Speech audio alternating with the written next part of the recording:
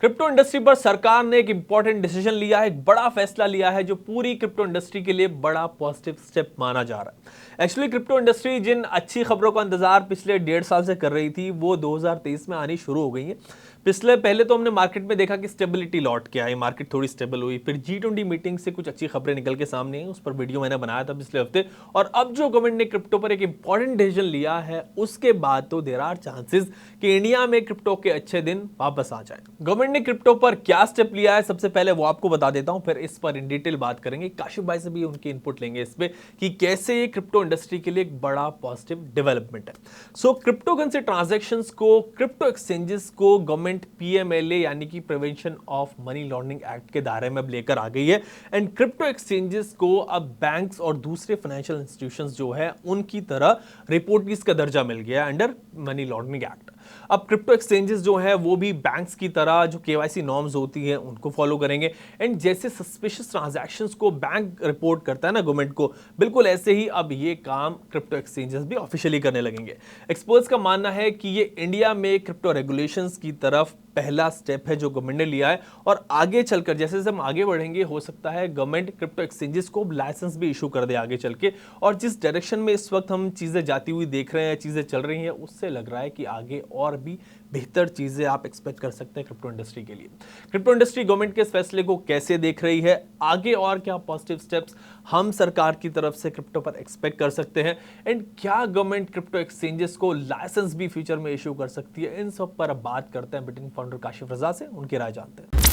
काशिफ भाई welcome to uncut. Crypto industry के लिए एक बड़ा इंपॉर्टेंट स्टेप गवर्नमेंट ने लिया है इस वक्त, आपसे इसके बारे में जानेंगे इन डिटेल। बट आप इस वक्त जो है वो दुबई में है, तो सबसे पहले तो आपसे ये जानते हैं कि इस वक्त दुबई में क्रिप्टो को लेकर क्या चल रहा है, जरा वो बताएं। फिर जो इंडिया में जो मेजर डेवलपमेंट है उस पर बात कर रहा हूँ। दुबई बेसिकली दुबई एक चीज समझ गया है कि अगर फ्यूचर में सस्टेन करना है तो नई टेक्नोलॉजीज को एम्ब्रेस करना पड़ेगा। दुबई की खास बात यह है कि इनका खुद का कोई ऑयल तो है नहीं, राइट। तो इन्होंने क्या करा कि दुनिया के टैलेंट को यहाँ पे अट्रैक्ट करने की कोशिश करी है। तो इन्होंने इस तरह का एनवायरनमेंट क्रिएट किया है या इस तरह का इंफ्रास्ट्रक्चर क्रिएट किया है, इस तरह का यहाँ पे इन्होंने जो रेजिडेंसी लॉज हैं और जो इमिग्रेशन है और यहाँ पे जो अपॉर्चुनिटीज हैं, फ्रीज जोन्स हैं, इस तरह का इन्होंने डेवलप किया है अपने इस सिटी को, इस अपनी कंट्री को। UAE के खासकर जो शारजा है, जो जितने भी एमिरेट्स हैं, इनकी एक स्ट्रेटेजी क्लियर दिख रही है कि ये दुनिया से टैलेंट को अट्रैक्ट कर रहे हैं। मैं पहली बार देख रहा हूँ कि लोगों का हमेशा ड्रीम होता था कि US जाना है, अमेरिका या कनाडा जाना है, यूरोप जाना है। बट अब जो टैलेंट है और वो जो बिजनेस हाउसेज हैं दुनिया भर से, वो यहाँ पे अपना बेस बना रहे हैं। तो सिर्फ उनका बेस बनाने का जो पर्पस है वो यही है कि यहाँ ease of doing business, ease of setting up, और जो टैलेंट जहाँ जाता है तो जनरली वहाँ पे और बिजनेस हाउसेज अपने आप चले जाते हैं। Web3 तो एक छोटा गेम है, मतलब Web3 is just a part of that ecosystem, क्योंकि ये it's not only about Web3। अगर आप UAE में देखें तो इनकी जो विजन है उसके अंदर इन्होंने ड्रोन्स और फ्लाइंग टैक्सीज, ड्रोन्स को लेके और भी जो नई टेक्नोलॉजीज है, रोबोटिक्स, AI, हर चीज को लेके they are upbeat, because they believe कि फ्यूचर में अगर सस्टेन करना है तो नई टेक्नोलॉजीज को पहले शुरुआती दौर में एम्ब्रेस करना पड़ेगा, सो दैट हम उसका बेनिफिट उठा सके। So that is one observation मेरी। फाइन काशिफ भाई, दुबई के बाद अब इंडिया की रुख कर लेते हैं। सो ये जो गवर्नमेंट क्रिप्टो एक्सचेंजेस को PMLA के दायरे में लेके आ गई है, अब ये पूरी खबर क्या है, आप ना व्यूअर्स को थोड़ा आसान भाषा में समझाएं।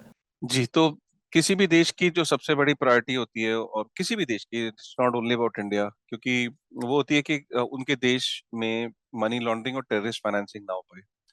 और ये दुनिया का सबसे बड़ा इस टाइम जो प्रायोरिटी है वो ये है कि दोनों ये जो बड़े क्राइम्स हैं ये उनके देश से ना हो पाए। अ, इसके लिए FATF का भी गठन हुआ, और FATF ने ये इंश्योर करता है कि किसी भी तरीके से मनी लॉन्ड्रिंग, टैक्स इवेजन या टेररिस्ट फाइनेंसिंग किसी भी देश से उनके फाइनेंशियल इंस्टीट्यूशंस के द्वारा ना की जा सके।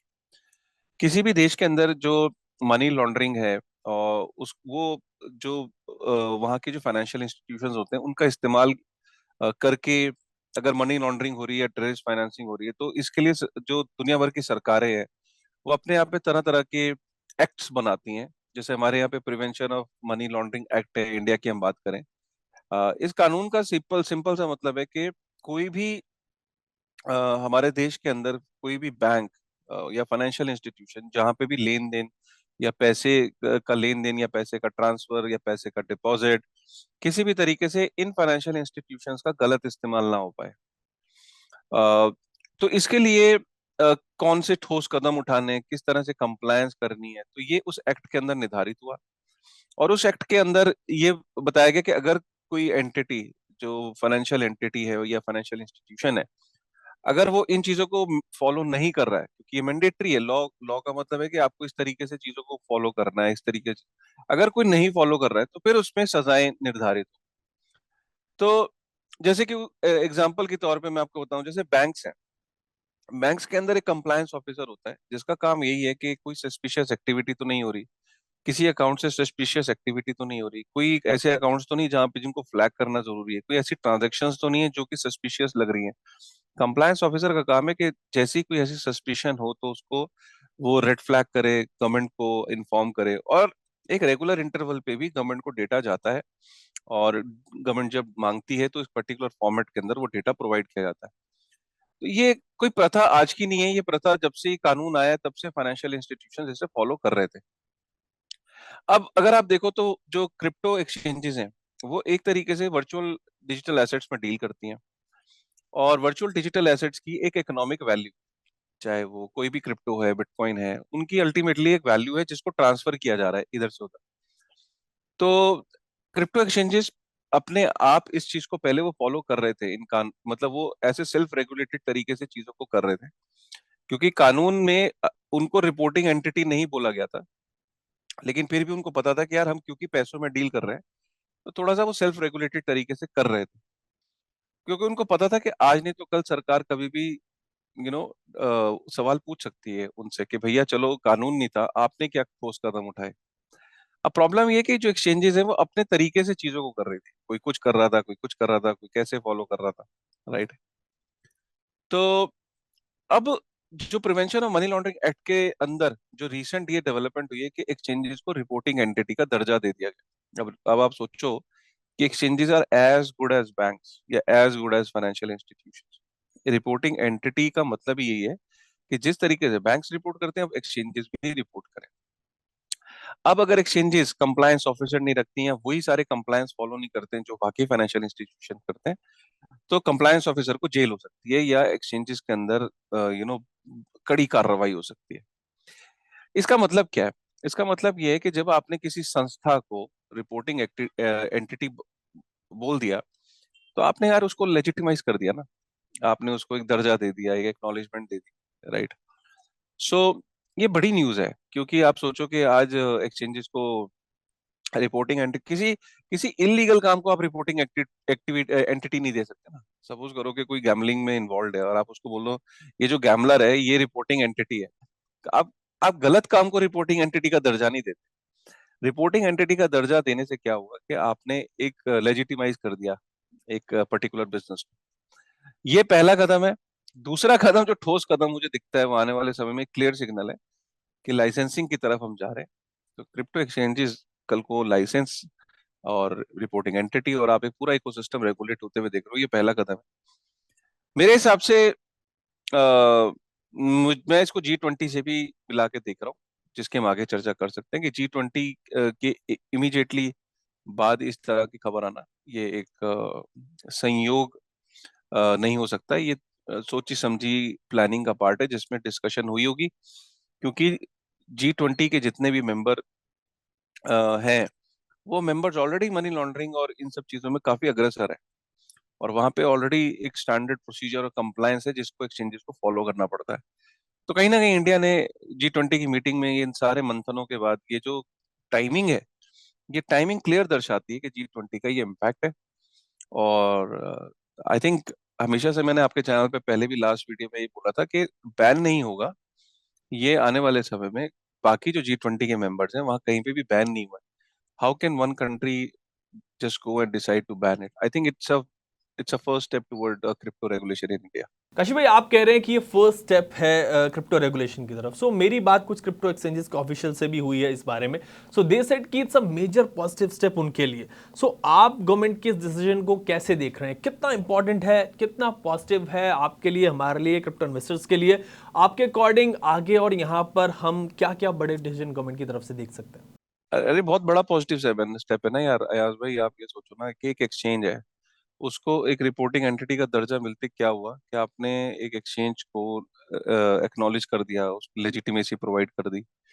अब जैसे ही आपने ये करा तो दुनिया भर का जो वीसी फंड्स हैं, जो दुनिया भर का जो इंस्टीट्यूशनल पैसा है इस सेक्टर की तरफ जो नजर उठा के बैठा हुआ है, अचानक उनका इंटरेस्ट इस इंडस्ट्री में बढ़ जाएगा। इन कंपनीज के अंदर जो वीसीज हैं जो एप्रीहेंसिव बैठे थे इंडिया के अंदर, अगर मैं बात करूं अडानी अंबानी या बड़े बड़े ग्रुप्स जो अभी एप्रीहेंसिव हैं इस इंडस्ट्री को लेके, अगर कल को सपोज इसमें रिपोर्टिंग एंटिटी हो गया और कल को एक दो महीने बाद लाइसेंसिंग का अगर इशू, अगर चीजें आ गई, तो आप सोचो कि कितना बड़ा पैसा इस इंडस्ट्री में उतर जाएगा। ये जितनी एक्सचेंजेस जिन्होंने टफ टाइम फेस किया, अचानक इनके अंदर बहुत बड़ी फंडिंग आप देख सकते हो, क्योंकि एक क्लियर सिग्नल हो जाएगा कि ये इंडस्ट्री रेगुलेट होने जा रही है और एक्सचेंजेस सबसे बड़ा इकोसिस्टम का पार्ट होती है और इंडिया के अंदर भी होंगे। तो मेरे को ऐसा लगता है कि ये इसलिए खुश है वो ये समझ लीजिए कि वो कैलाश पर्वत पे ये एक्सचेंजेस के फाउंडर तपस्या कर रहे थे और अचानक जो है इनको जो है वो अ, इन इनके इन अचानक इनकी सारी चीजें जो है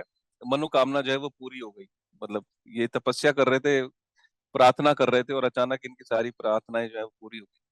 तपस्या करना मुश्किल भी था, तो सारी परेशानियां, ठंड और इन सब चीजों का इन्होंने सामना किया, कठिनाइयां सही। और इकोसिस्टम में 6 साल 7 साल से लोग हैं, स्ट्रगल कर रहे हैं। तो उसके बाद इस तरह की एक ऐसी न्यूज आना एक कंफर्ट देता है। ये है। काशी भाई, आप इसको G20 मीटिंग से भी रिलेट कर रहे हैं कि यहाँ पर जो डिस्कशंस हो रहा है ना, उसके रिजल्ट जो है वो हमें देखने को मिल रहे हैं और आगे भी देखने को मिलेंगे। सो आगे क्रिप्टो पर G20 में हम क्या देख सकते हैं, क्या इंपॉर्टेंट डिस्कशंस हो सकते हैं? बिकॉज यूएस तो पहले ही ये कह चुका है G20 मीटिंग में ही कि भाई हम क्रिप्टो पर रेगुलेशंस की तरफ देख रहे हैं। सो अभी G20 में डिस्कशंस आगे भी चलेगा, चलता रहेगा। So what's coming in the future? I think ये पहला कदम है, ये अभी तो और बहुत सारी चीजें होनी है। वहाँ मंथन एक दिन दो दिन जो मंथन चला, और तो क्रिप्टो प्रायोरिटी पे था। और ये आपने इसका कोइंसिडेंस मैंने बता दिया कि कोइंसिडेंस नहीं है, इसकी अनाउंसमेंट की timing is not a share coincidence. तो ये क्लियर इंडिकेशन है कि आने वाले टाइम में भी आप देखोगे कि और बहुत सारी चीजें देखने को मिलेंगी आपको। ये पक्का है कि हम बैन वाले फेज को तो हम बहुत पीछे छोड़ा है।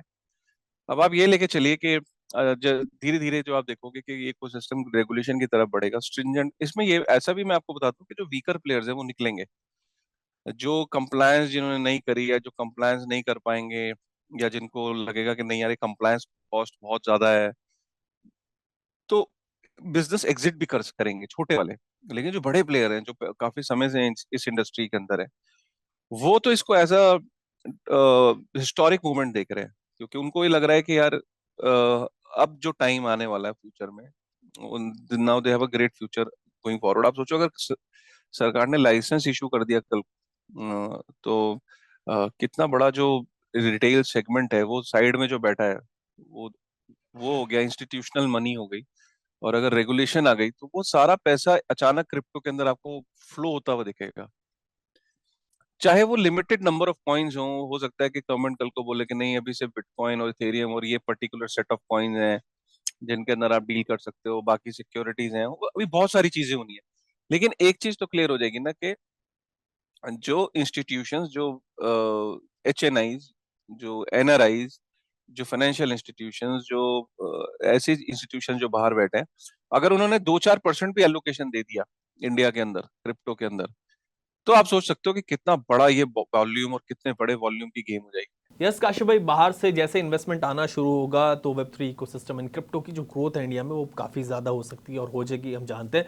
एंड इस लिहाज से ये जो स्टेप अभी गवर्नमेंट ने लिया है इस वक्त, वो बड़ा इंपॉर्टेंट साबित हो सकता है पूरी इंडस्ट्री के लिए। वैसे इस बीच में मैं यहाँ पे पिछली वीडियो का जिक्र कर दूं, मैंने इंटरव्यू किया था पिछली वीडियो में बाइनेंस CTO रोहित वैद का।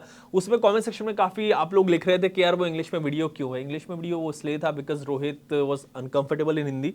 वो इवन दो इंडिया के ही थे, पहले इंडिया से US में गए, बट वो हिंदी में कंफर्टेबल नहीं नहीं थी, उन्होंने मुझे कहा था कि मैं इंग्लिश में बात करूंगा, तो इसलिए मैंने वो इंटरव्यू जो इंग्लिश में किया था, तो आप उसको देखना। कुछ जो अगर आपको कॉम्प्लिकेशंस लगेंगी वो कमेंट सेक्शन में लिख देना, वो मैं आपको बता दूंगा। और ये जो अपडेट अभी आ रहा है मतलब क्रिप्टो पे जिसकी आज बात हुई है, उस पर मैं आपको बताऊं, लास्ट वीडियो अगर आप मेरी देखोगे तो मैंने आपको हिंट दिया था उस पर कि कुछ बड़े डिसीजन जो है वो अगले हफ्ते या उससे अगले हफ्ते हम देख सकते हैं क्रिप्टो में। लास्ट वीडियो G20 पर मैंने बनाई थी, आप उसको देखना। थैंक्स काशिफ भाई हमारे साथ जुड़ने के लिए, आप एंजॉय करिए अभी दुबई में, फिर आप जब वापस आएंगे मतलब इन डिटेल आपसे इस पर भी बात करेंगे और दूसरे टॉपिक्स जो रहेंगे उस पर भी बात करेंगे। तब तक के लिए take care and keep watching.